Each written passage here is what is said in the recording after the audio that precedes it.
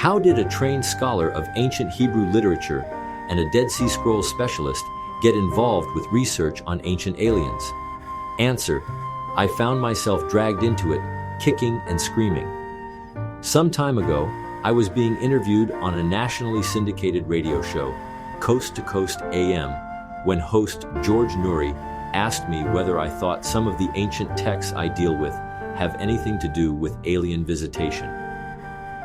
Inexplicably, I found myself answering that from a Jewish perspective. It's actually easier to talk about space aliens than it is to believe in various and sundry supernatural entities, including Satan and an assorted host of angels and demons. This is because Judaism as a faith is strictly monotheistic, and from time immemorial has been wary of focusing on intermediary beings between God and humankind. If we start paying too much attention to angels and demons, God forbid, people might start worshiping them instead of the Almighty. My conclusion: ancient aliens, whether they ever visited us in antiquity, are by no means unkosher. After my interview that night, I got to thinking about what I had said. There is, in fact, a veritable library of ancient Jewish literature, books systematically banned from the biblical canon, whose main focus involves supernatural entities, angels, demons, and yes, Satan. The fact that Judaism has historically been so wary of such entities is probably the main reason these books were excluded in the first place. But the accounts are there nonetheless, and this reality, over time, forced me to go where no scholar has gone before, doing serious research on what these ancient Israelites may or may not have seen. Were they just fabricating the stories they told about these entities, a polite way of calling them liars? Or did they really experience something? Did they really have contact, close encounters, with what we can categorize, if not extraterrestrials, then at least non-terrestrial beings? Perhaps what they saw were interdimensional beings who have been with us almost from the beginning of time and manifested themselves in various ways to people of disparate cultures, from the pagan gods and goddesses of antiquity to the entities reported by modern UFO contactees. Just as I began to look into all of this, I was approached by the History Channel, which contacted me independently and asked if I'd be interested in doing an interview for their series, Ancient Aliens. If any more impetus were needed for me to continue this line of research, this was it. I happily said yes and charged into the realm of close encounters. My immediate fear was obvious. I might never again be able to show my face in the halls of academia. But if this is where the research was leading, how could I not be honest with myself? My work would subsequently lead me into distinct directions. First, I discovered the research of Jacques Vallée, the French computer scientist, venture capitalist, and seminal ufologist, after whom the character Lacombe in the film Close Encounters of the Third Kind was loosely based. Vallée had started by investigating the appearance of strange lights in the sky, looking into the possibility that we may have been visited by some kind of extraterrestrial spacecraft.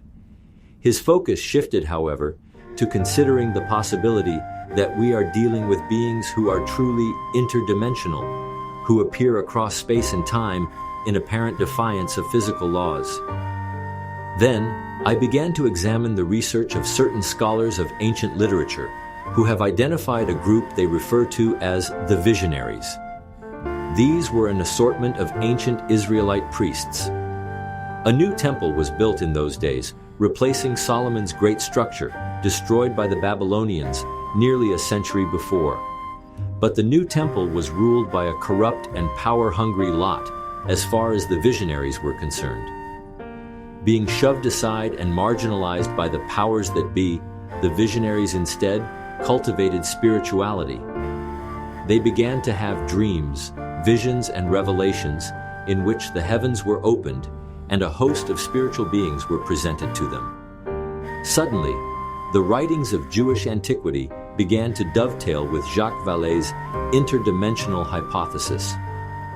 I began to realize, at the risk of being shunned and marginalized myself by my fellow academicians, that I might really be onto something here. Are today's close encounters and alien visitations basically the same experience that the ancient visionaries had, describing angels and demons and writing scores of scrolls, parchments, and entire books that were systematically banned from the Bible? Come what may, I had to find out. Now let's consider what's been reported in our own day and age by many credible sources, including Air Force and commercial pilots. Strange lights in the sky, lights over Mexico, lights over Denmark, unexplained visual phenomena. This is the stuff of sensationalism, of endless speculation about one central question. Are we alone in the universe? Have we been visited? Unfortunately, scholars of ancient texts never make a connection between modern sightings of what people call UFOs and ancient reports of visitation by otherworldly or divine beings. Are we really to assume that with all of the accounts of extraterrestrial encounters, the growing body of documentary evidence regarding them, the tales of alien abductions and so forth that have been reported during the last century, that nothing like them has ever been witnessed in prior centuries? Are we to assume that ancient people never had such encounters, never reported such experiences? Isn't it also true that so many of the tales of old that have been considered pure myth actually have some factual basis behind them, from the siege of Troy to the lost city of Atlantis? What about the legion of gods and goddesses who populated ancient mythology? If the ancients had had some kind of encounter with beings from another world, would they not have depicted them as gods and goddesses? Let me be clear. I'm not on the UFO bandwagon. I don't peddle sensationalism, but we do have accounts, in biblical as well as non-biblical literature, of encounters with otherworldly beings. The Bible calls them angels, and they are occasionally referred to as demons. Were these encounters real? The dominant attitude in scholarship today is simply not to deal with such questions. But in reality, there are only a limited number of possibilities. Either these supernatural encounters happened, or they didn't. Maybe they were all mythological, nothing but folklore and fantasy, made up out of whole cloth, but intended to convey spiritual and theological concepts. Or maybe some of them happened and some of them didn't. Maybe the ones recorded in the Bible happened, but those recorded in non-biblical texts, such as Enoch and Jubilees, never happened. Yet it's pretty clear that people have indeed been having visions of one sort or another across the whole breadth of human history. Why then shouldn't a serious comparison be made between what people claim to have seen in antiquity and what many have recorded seeing in contemporary times? That said, let's flash back to the ancient Near East. A young Israelite by the name of Ezekiel has been sent away into exile. He is living in Babylonia, on the banks of a canal, in a location identified as Tel Aviv. One day, in the midst of his anguish about this state of exile, the heavens are rent asunder. He has an encounter with a world that can only be described as alien. To be sure, biblical scholars are in agreement that the prophet is emphasizing just how alien the divine world had become in an age when the Israelites were being taken into bitter captivity in faraway Babylon. The heavens were opened, and I saw visions of God. As I looked, behold, a stormy wind came out of the north, and a great cloud, with brightness round about it, and fire flashing forth continually, and in the midst of the fire, as it were, gleaming bronze. And from the midst of it came the likeness of 4 living creatures. Now as I looked at the living creatures, I saw a wheel upon the earth beside the living creatures, one for each of the 4 of them. As for the appearance of the wheels and their construction, their appearance was like the gleaming of a chrysolite, and the 4 had the same likeness, their construction being as it were, a wheel within a wheel. When they went in any of their 4 directions without turning as they went. The 4 wheels had rims and they had spokes, and their rims were full of eyes round about. And when the living creatures went, the wheels went beside them, and when the living creatures rose from the earth, the wheels rose. Wherever the Spirit would go, they went, and the wheels rose along with them, for the spirit of the living creatures was in the wheels. Over the heads of the living creatures there was the likeness of a firmament, shining like crystal, spread out above their heads. And above the firmament over their heads there was the likeness of a throne, in appearance like sapphire, and seated above the likeness of a throne was a likeness as it were, of a human form. And upward from what had the appearance of his loins I saw as it were, gleaming bronze, like the appearance of fire enclosed round about, and downward from what had the appearance of his loins I saw as it were, the appearance of fire, and there was brightness round about him. Like the appearance of the bow that is in the cloud on the day of rain, so was the appearance of the brightness round about. Not a few researchers have tried to connect Ezekiel with an alien encounter of some kind, and many, if not most, contemporary readers acknowledge that the biblical description of Ezekiel's vision sounds very much like an extraterrestrial visitation. But we have to equivocate here and not fall prey to sensationalism for the sake of sensationalism. For when we look at the ancient text of Ezekiel, in the original Hebrew, we find that the prophet nowhere claims to have seen these things directly. Textual scholars have in fact noted the provisional nature of the imagery, represented by a single Hebrew letter, the equivalent of K in English, that means like or as. The English translator doesn't know what to do with this curious preposition, and decides again and again to render this single letter by the expression, as it were. Did the prophet really see all of this in a physical sense? Or did he experience some kind of trance, some hypnotic state, or perhaps some kind of sleep paralysis?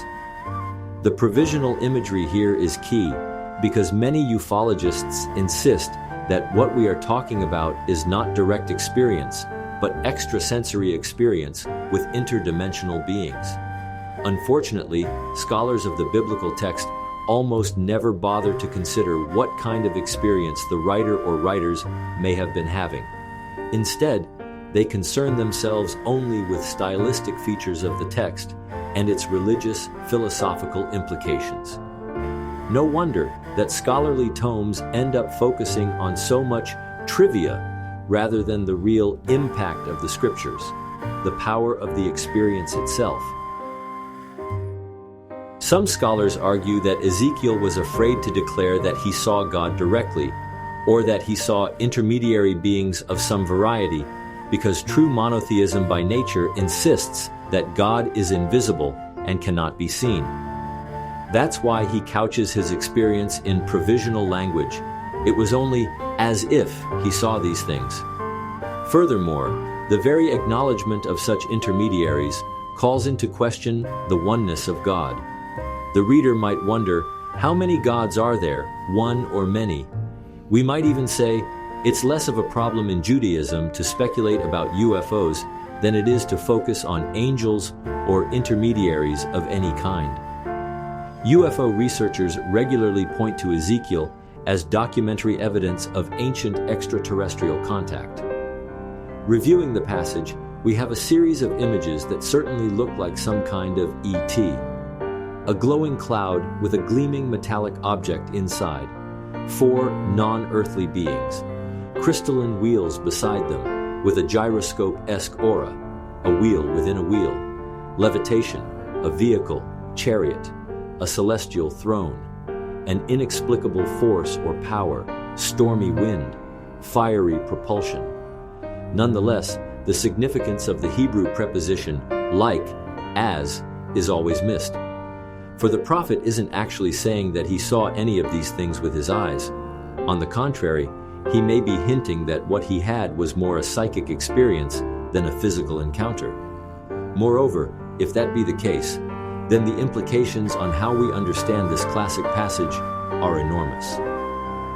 UFO researcher Jacques Vallée observed that many encounters with non-terrestrials, a term I will use in addition to extraterrestrial, laden as it is with hype and sensationalism, occur when people are in deep meditative states.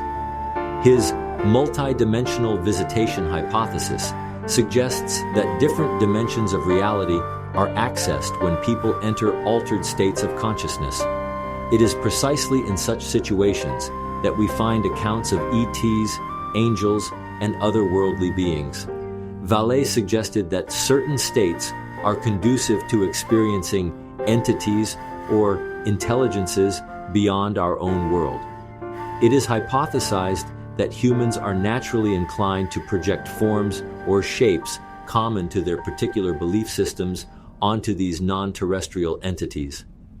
Similar extrasensory phenomena are reported by various witnesses based upon common archetypes deriving from a jointly held worldview. Perhaps then, the prophet Ezekiel is trying to let us in on experiences he had while in some kind of meditative trance.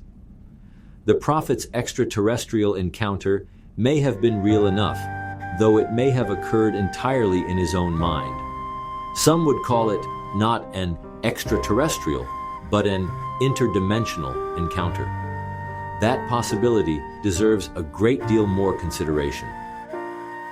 It's surprising how many people want to know about these ancient encounters, and how many are deeply curious about whether the Book of Books, the Bible, relates the same kind of phenomena that today are the domain of ufologists. How many ancient Israelites experienced these interdimensional encounters? The answer is surprising, for contemporary scholars have for some time been studying a group they call the visionaries, who seem to have cultivated the altered states that give rise to the encounter phenomenon. They come into focus over 2,500 years ago. The Israelites have spent 70 long years in exile in faraway Babylon. It is in exile that they have learned a new kind of spirituality, schooled in suffering and deprivation. They have waited for the opportunity to return one day to their ruined city of Jerusalem and their destroyed temple. Their dreams are at last realized when a great Persian emperor named Cyrus comes to power. He issues a historic edict allowing his Jewish subjects to come home and rebuild their capital and the sacred shrine they have so long revered. The monarchy established centuries before by King David and his son Solomon has long vanished, so the returnees are led by their priests who serve as de facto rulers. While the goal of restoring their homeland is noble, it soon becomes clear that they represent a new ruling class, an upper-class priestly hierarchy who are in cahoots with the Persians. In tension with this new theocracy, an opposition movement within the priesthood galvanizes a good deal of popular support. They are united by a purer vision of what a restored Jerusalem and rebuilt temple should resemble. They are the visionaries, and according to the theory, are responsible for some of the most profound depictions of non-terrestrial encounters ever recorded. They are anti-establishment folk, meeting together in secret groups that cultivate spirituality, the very meditative states described by Jacques Vallée. They feel alienated, deprived, and marginalized by their own national and religious leaders, but that's exactly what fuels their passion. We can think of the visionaries as an umbrella group, destined to spawn many different sects and subsects. While they developed many different ideas, approaches, and theological concepts, they were uniformly devoted to the cultivation of metaphysical experience and the pursuit of extrasensory knowledge and insight. This, in turn, made them open to the kinds of experiences associated across the centuries and down to the present day with the ET phenomenon. Oddly enough, the bulk of the people are strangely drawn to them as they begin to methodically record their extrasensory experiences in the tradition of the great prophets of bygone days. The movement they begin will last for centuries and will cultivate scores of non-terrestrial encounters, recorded in books such as Enoch and Jubilees, and ultimately the Dead Sea Scrolls, that were, for whatever reason, perhaps because of the sensational visions they relate, systematically banned from the Bible. This literature, familiar to some and unheard of by most, is positively brimming with accounts of otherworldly, non-terrestrial beings. The earliest of the visionaries' writings did, however, end up sandwiched among the prophetic books of the traditional canonized Bible, and those tidbits will be an obvious place to begin. There's so much more to come.